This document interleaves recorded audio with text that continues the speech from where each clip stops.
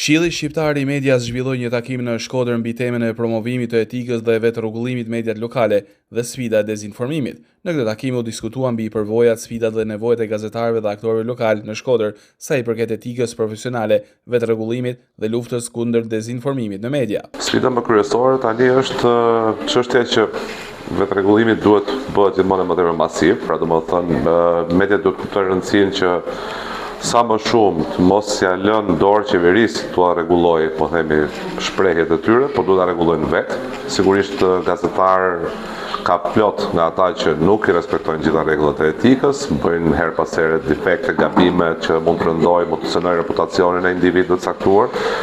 Por gjithmonë kjo është një arsye, një justifikim shumë i mirë i qeverive dhe qeverisë tonë, po dhe në botë ndodh një proces që të ndërhyjnë për të kufizuar lirë e shprehjes. Mbani mend se si ndodhi me paketën anti-shpifje. Ky është qëllimi. Megjithatë, bota ka zgjidhur gjithmonë duke tentuar, duke thënë që e lë qeverinë jashtë dhe thotë rregullojmë vetë me veten. Dhe kjo sot është edhe një nga gjërat që diskutohet në procesin e negociatave.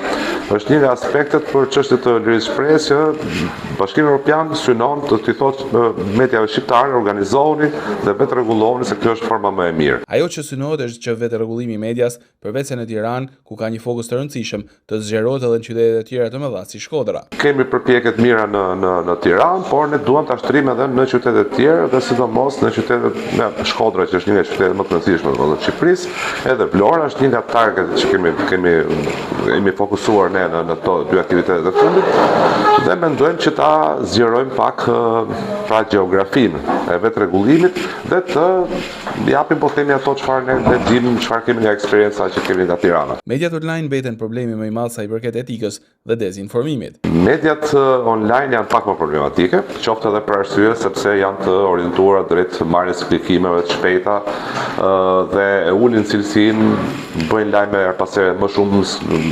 sensacionale se ç'duhet, po sepse kjo është puni nevoja e tyre të marrin shikueshmëri, por ato kanë përgjegjësi jo vetëm thjesht për përmbajtjen e lajmeve të tyre, por edhe për komentet që bëjnë individë të ndryshëm.